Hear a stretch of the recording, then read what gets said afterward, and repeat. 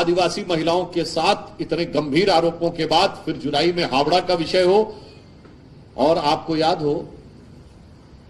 इस घटना से पहले उत्तरी दिनाजपुर में एक महिला को कोड़े से पीटा गया, और इसके बाद क्या कहा गया, वहां के विधायक हमीदुर रहमान के द्वारा कहा गया कि नहीं वो तो महिला का चरित्र खराब था,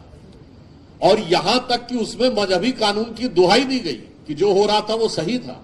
इसलिए हमने कहा वो मानसिकता थी जिसने बढ़ते बढ़ते आज आपराधिक तत्वों के हौसले इतने बुलंद किए कि इस दुखद घटना के बाद तोड़फोड़ करके साक्ष्यों को नष्ट करने का षड्यंत्र रचा जा रहा है। और इसके ऊपर मैं यह भी कहना चाहता हूं कि यही मानसिकता उत्तर प्रदेश में भी देखने को मिल रही है। अयोध्या में नाबालिग बच्ची के साथ दुष्कर्म के बाद वही मानसिकता धमकाना, पीड़ित को धमकाकर साक्ष्यों को झुटलाने या मिटाने का प्रयास करना, वही मानसिकता कन्नौज में देखने से मिल रही है। और मानसिकता का प्रमाण और देखिए कि समाजवादी पार्टी की एक महिला नेत्री ये कहती हैं, इससे ज्यादा आपत्तिजनक और दुखद बयान नहीं हो सकता कि वो कह रही कि 15 साल की बच्ची शाम को कौन सी नौकरी पाने के लिए वहां गई थी। जब यह बात बिल्कुल स्पष्ट हो गया कि वो समाजवादी पार्टी से जुड़े हुए लोगों के द्वारा इस प्रकार के कृत्य किए जा रहे हैं, तो जैसा संवेदनहीन बयान और आचरण पश्चिम बंगाल में तृणमूल कांग्रेस का है, वैसा ही यहां समाजवादी पार्टी का है। तो कन्नौज से लेकर कोलकाता तक महिलाओं के प्रति घृणा विद्वेष के साथ साथ अपराधियों को संरक्षण देने की एक खतरनाक मानसिकता दिखाई पड़ रही है। चिकित्सकों के ऊपर जो कुछ हुआ है और उस कारण से चिकित्सकों के मन में जो रोष है, हम उसे भली भांति समझते हैं। आपको याद हो कोरोना काल में भी यही हुआ था, स्वास्थ्य कर्मियों पर आक्रमण और कई जगहों पर प्राणघातक हमले हुए थे, और उस समय मोदी सरकार को एक स्पेशल प्रावधान करना पड़ा था उन लोगों की रक्षा के लिए। तो मैं आज यह भी पूछना चाहता हूं कि हम उत्तर प्रदेश में हैं, तो यहीं से प्रियंका गांधी जी ने नारा दिया था, लड़की हूं लड़ सकती हूं। आज लड़कियों के साथ अयोध्या कन्नौज से लेकर कोलकाता तक जो हो रहा है, उसके ऊपर आपके मुंह में दही क्यों जमा हुआ है? हम पूछना चाहते हैं सोनिया गांधी जी से और राहुल गांधी जी से, जो अब यूपी के 2 लड़कों में बड़के वाले लड़के हो गए हैं, उनसे हम ये पूछना चाहते हैं कि आपकी मोहब्बत की दुकान में ये क्या सिर्फ अपराधी, भ्रष्टाचारी और बलात्कारी सामान ही उपलब्ध है? हम पूछना चाहते हैं राहुल गांधी जी से कि यदि बंगाल में आपके सबसे प्रमुख नेता, जो पिछली लोकसभा में नेता प्रतिपक्ष रहे, अधीर रंजन चौधरी जी ने कहा है कि there is no democracy in Bengal,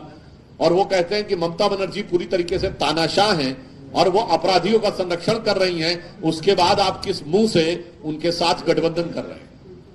ऐसा विचित्र उदाहरण आपको देखने में नहीं मिलेगा कि गठबंधन में रहते हुए दल एक दूसरे के खिलाफ इस प्रकार की भाषा बोलते हो। तो इसलिए हम इंडी गठबंधन के समस्त रचनाकारों से यह भी पूछना चाहते हैं, और हम ये कहना चाहेंगे, ये वही उत्तर प्रदेश है जहां एक दौर में ये शर्मनाक बयान दिया गया था कि लड़कों से गलती हो जाया करती है, और जब से इन 2 लड़कों की ताकत बढ़ी है, तब से आपराधिक तत्वों की हिम्मत और हिमाकत भी बहुत तेजी से बढ़ती हुई नजर आ रही है। और इस समय इन 2 लड़कों से गलती नहीं हो रही है, ये अपराधियों को संरक्षण करने का अपराध किया जा रहा है। और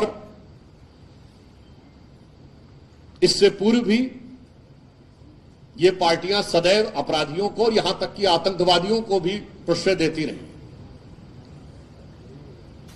अखिलेश यादव जी से मैं पूछना चाहूंगा कि जब आपकी पार्टी के नेता सीधे इस प्रकार के दुष्कर्म में संलिप्त हैं,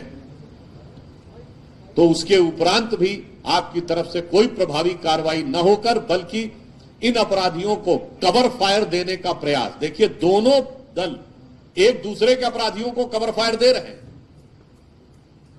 जैसे अपराधी लोग आते हैं ना, कहते हैं मैं ये काम करूंगा तो तुम यहां पे अटेंशन डाइवर्ट करना और तुम ये अटेंशन डाइवर्ट करना। तो मैं अखिलेश यादव जी से भी कहना चाहूंगा कि आप जो PDA का नारा देते थे, वैसे इसकी परिभाषा वो लोग अपने सुविधानुसार समय समय पे बदलते रहे हैं। कभी ए का मतलब अल्पसंख्यक हो जाता, कभी वो कहते हैं ए का मतलब आदिवासी है, और जब से पांडे जी को नेता प्रतिपक्ष बनाया है तो ए का मतलब अगड़ा भी बोलने लगते हैं। पर अब इस घटना के बाद जो उनकी मानसिकता उभर कर सामने आई है, उससे अब ये पीडीए तो मुखौटा है और इसके पीछे का असली चेहरा है परिवारवादी,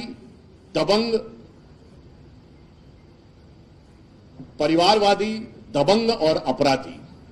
ये असली चेहरा है समाजवादी पार्टी का, ये असली डीएनए है कि दबंग और अपराधियों के माध्यम से परिवारवाद की सत्ता को पुनः प्राप्त करना अथवा सुनिश्चित करना। और ये मैं ऐसे नहीं कह रहा हूं, ये इनके चरित्र में है, राजनीतिक डीएनए में है। और इसके लिए मैं कोट करना चाहूंगा बहुत पुराने और बड़े प्रसिद्ध समाजवादी नेता और शायर हुए अदम गोंडवी, जिन्होंने समाजवादी पार्टी में आए हुए आपराधिक तत्वों से दुखी होकर दो पंक्तियां लिखी थी, वो मैं आपको पुनः स्मरण कराना चाहता हूं। उन्होंने समाजवादियों के लिए लिखा था कि काजू भुना है प्लेट में और विस्की गिलास में, उतरा है रामराज ज्यों विधायक निवास में। और आगे की उनकी लाइन है, मेरी नहीं है। पक्के समाजवादी हैं तस्कर हो या डकैत, कितना असर है खादी के उजले लिबास में। तो ये इनका जो असली चेहरा है वो मैंने उन्हीं के एक नेता और उन्हीं के एक शायर के जबानी मैंने बताने का प्रयास किया। इसलिए मैं सिर्फ ये कहना चाहूंगा कि आज पूरे देश को जागरूक होने की जरूरत है कि ये ऐसे तत्व हैं इंडी गठबंधन वाले, अपराधियों को संरक्षण देने की उस दुर्दांत मानसिकता के प्रतीक हैं जो संविधान को ही खतरे में नहीं डालती, समाज को भी खतरे में डालती है और किसी भी व्यक्ति की जान को भी किसी भी समय खतरे में डाल सकती है।